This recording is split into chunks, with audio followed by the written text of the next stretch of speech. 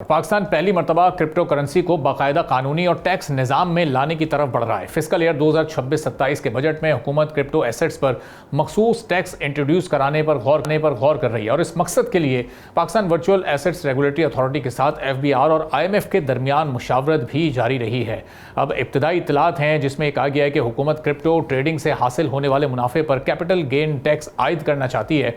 मुख्तलिफ तजावीज़ में 20 से 30% तक टैक्स रेट ज़ेर गौर है, जबकि बाज़ रिपोर्ट्स में 10 से 30% की रेंज का भी जिक्र किया गया है। अब फाइनल परसेंटेज का फैसला बजट और फिर उसके बाद कानून साजी के बाद ही होगा। इस वक्त पाकिस्तान में क्रिप्टो इन्वेस्टमेंट का एक कानूनी लकूना का शिकार शोबा है। अगरचे FBR के मुताबिक क्रिप्टो से हासिल होने वाली इनकम मौजूदा कानून के तहत काबिल टैक्स है, लेकिन डिजिटल एसेट्स की वाज़े डेफिनेशन और अलग कानूनी फ्रेमवर्क मौजूद नहीं था। मुजव्वज़ा निज़ाम इस खला को पुर करने की कोशिश है। हुकूमत का बुनियादी मकसद इस सिलसिले में दो तरफा है। एक तरफ वो डिजिटल इकॉनमी को फ़रोग देना चाहती है और साथ ही टैक्स नेट को भी वसी करना चाहती है। पाकिस्तान IMF के $7 अरब प्रोग्राम के तहत फाइनेंशियल क्लैरिटी और डॉक्यूमेंटेड इकोनॉमी के साथ नए सेक्टर्स की निगरानी बेहतर बनाने का भी पाबंद है। इसी वजह से क्रिप्टो सेक्टर को रेगुलेट करने का अमल तेज़ किया जा रहा है और यहाँ पर अहम डेवलपमेंट ये भी है कि आलमी क्रिप्टो एक्सचेंजेस बाइनेंस और HTX को दिसंबर 2025 में इब्तदाई रेगुलेटरी मंजूरी दी गई थी ताकि वो पाकिस्तान में लाइसेंसिंग के अमल को आगे बढ़ा सकें। मुकम्मल लाइसेंस मिलने के बाद अब इन प्लेटफॉर्म्स को कंज्यूमर्स का मुकम्मल KYC डेटा और इनकम के ज़राए और लेन देन की मालूमात महफूज रखना होंगी।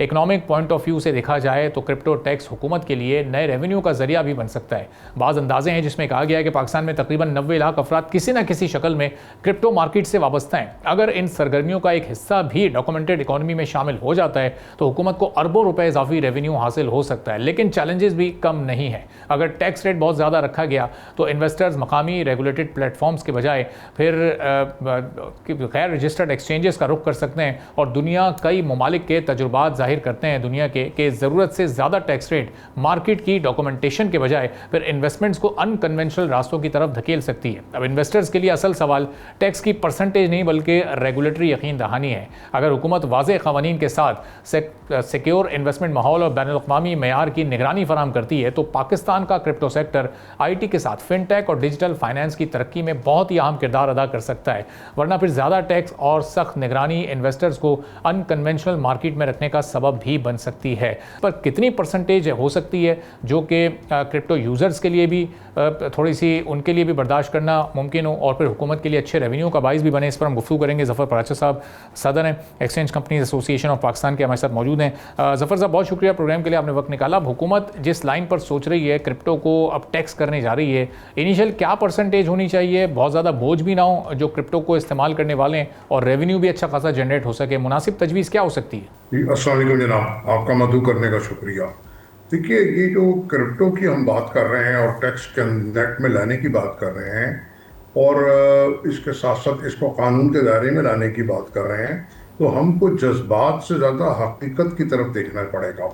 अपनी ग्राउंड रियलिटी को देखना पड़ेगा, अपने माशी हालात को देखना पड़ेगा और अपने फॉरेन एक्सचेंज रिजर्व्स को देखना पड़ेगा और जो मौजूदा हमारे फॉरेन एक्सचेंज के कानून हैं, जो अभी आपने जैसे कहा कि ओवर रेगुलेटेड, जैसे आपने टैक्स के बारे में कहा कि जब ज़्यादा टैक्स रेट होता है या कुछ होता है तो लोग फॉर्मल मार्केट से निकल के ग्रे मार्केट में चले जाते हैं। तो फॉरेन एक्सचेंज के जो हमारे रूल्स एंड रेगुलेशन है बेइंतहा सख्त है पाकिस्तान में, और यही वजह है कि हमारा जो फॉरेन एक्सचेंज का जो बिज़नेस है एक्सचेंज कंपनीज का, वो दिन ब दिन कम हो रहा है। और पिछले 35-40 साल में ऐसा हुआ है कि कई कंपनियों ने रज़ाकाराना तौर पे बंद कर दी हैं अपनी कंपनीज। तो ये एक बड़ी अलार्मिंग सूरत हाल है। इसके साथ साथ जो क्रिप्टो की बात है, देखिए अभी तक तो पाकिस्तान में आपने फरमाया 90 लाख, जबकि जो हमारे मिनिस्टर हैं बिलाल बिन साकिब साहब और चेयरमैन है इसके P वारा के, उनके मुताबिक 20 से 22 मिलियन लोग इस कारोबार से मुंसलिक हैं पाकिस्तान में। अच्छा। दूसरा, और ये कई जगह रिपोर्टेड है और इसके अलावा जो पाकिस्तान की मार्केट है क्रिप्टो की, वो भी 22 से 24 बिलियन डॉलर की है, जो कि बहुत बड़ी अमाउंट है। ये भी एक बड़ी हकीकत है। और हमारे जो लोग हैं, जब हमारे ओवर रेगुलेशन है तो वो क्रिप्टो टाइप की जो एप्लीकेशंस हैं या क्रिप्टो करेंसीज हैं, उसके ज़रिए बहुत ज़्यादा ट्रांजैक्शंस हो रही हैं। तो लेकिन मैंने आपसे कहा कि जो हमारी पॉलिसीज़ हैं वो आपस में यूं कन्फ्लिक्ट है। वो बहुत सारी जगहों पे और इसके अंदर भी, क्योंकि आप एक्सचेंज कंपनी में जाते हैं, फॉरेन एक्सचेंज लेने जाते हैं, तो आपको बायोमेट्रिक करना है, खुद प्रेजेंस होना है, और पिक्चर बनवानी है, बहुत कुछ करना है, ठीक है। जबकि कोई ये गवर्नमेंट की तरफ से कोई सब्सिडाइज चीज नहीं है। ये जिस तरह और कमोडिटीज हैं, वैसे एक ये कमोडिटी है। तो गवर्नमेंट को चाहिए कि इसका जो रिपोर्टिंग है वो सख्त तक होना चाहिए, इतनी ज्यादा सख्ती नहीं होनी चाहिए। सही तो तो अगर जी। जब जो क्रिप्टो की बात मैं करने जा रहा हूँ, तो क्रिप्टो में तो आप वन क्लिक चाहे $1 लाख, चाहे $10,000, चाहे $10 मिलियन भेज दें।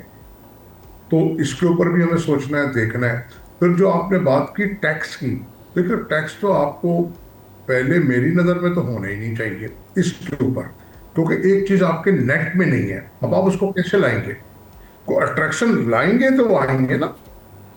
ऑलरेडी वो काम हो रहा है पाकिस्तान में, या पाकिस्तान से बाहर उसने अकाउंट रखा हुआ है अपने मोबाइल फोन के जरिए। तो आप ये कह रहे हैं कि जी आप इसमें आ जाए नेट में और हमें टैक्स भी दें, तो मेरा नहीं ख्याल कि लोग अट्रैक्ट हो पाएंगे। और अगर आपको टैक्स उसमें रखना है तो वेरी नॉमिनल रखना चाहिए, ठीक है। और नॉमिनल टैक्स हो, लोग आए, जैसे जैसे आपकी मार्केट डेवलप होते जाए, आप वैसे वैसे अपने टैक्सेस को ले लें, रेगुलेट कर लें, पॉलिसी बेहतर बना लें। लेकिन आप पहले ही जब लोगों को कहेंगे 20%, 30%, तो जिनका इरादा है आने का वो भी नहीं आएंगे। जैसे कि आप एमएनएसपी देते हैं ना, इस टाइप का आप कुछ कहें कि भाई आप अपने जो क्रिप्टो के जो डिजिटल असासे हैं वो डिक्लेयर कर दें, आपसे नहीं पूछा जाएगा। और आपके ऊपर एक नॉमिनल सा टैक्स 2%, 5% अगर लाएं तो ये हो जाएगा। मैं कोई इस बात के हक में दलाइल नहीं दे रहा, मैं तो आपको पोजीशन बता रहा हूँ, ठीक सही है। और मैं तो इसके माइनस प्लस पॉइंट दोनों बता रहा हूँ। अगर आप बिल्कुल इसको आजाद छोड़ देंगे क्रिप्टो को, तो आपका फ्लाइट ऑफ कैपिटल हो जाएगा। पहले भी हुआ है और इजीली हो जाएगा, ठीक है। तो हमको इसके पॉन एंड क्रॉन्स देखने पड़ेंगे बहुत ज्यादा बारीकी से। तो अभी क्रिप्टो काउंसिल बनी है, उनके टारगेट्स और हैं। वो बाहर के लोग हैं, वो चाहते हैं कि जो हमारी इन्वेस्टमेंट है वो क्रिप्टो में चली जाए, जो कि क्रिप्टो में इंतहाई रिस्की है। देखिए उसकी सबसे पहले तो कीमत है, उसका तयन एक कैसे होता है, क्यों होता है, ये मैकेनिज्म आज तक हमें समझ में नहीं आया, पहली बात। दूसरी बात, बिटकॉइन है, वो जो सबसे पहले उसकी डील हुई दुनिया में, जो रिपोर्टेड है कि 10,000 बिटकॉइन के 2 पिज्जा भी बिके थे, तो वो डील थी, ये रिपोर्टेड है। वैसे कोई 70,000 80,000 बिटकॉइन की भी बात करता है, लेकिन जो रिपोर्टेड है वो 10,000 बिटकॉइन के अगेंस्ट 2 पिज्जा बिके थे। अब वो बिटकॉइन बढ़ के 1.25 लाख हो गया, आजकल 70,000 हो गया। तो ये बहुत बड़ी गेम है। और फिर बहुत सारे जो क्रिप्टो हैं वो रातों रात गायब हो जाते हैं। सही वो उसके अंदर मैनिपुलेशन है। अगर आप $10,000 लगा के कोई वो लाते हैं टोकन या कोई क्रिप्टो करेंसी, उसको आप बैलून बना के उसको आप $10 मिलियन तक ले जाते हैं। मार्जिनल ट्रेडिंग भी है। तो ये जो हमारे जो सादा लोग हैं पाकिस्तान में, वो सोशल मीडिया से मुतासर होके या और लोगों से कन्विंस होके अपने पैसे लगाते हैं और वो नुकसान भी करते हैं। सब्सक्राइब करें और बेल दबाएं ताकि कोई खबर रह न जाए।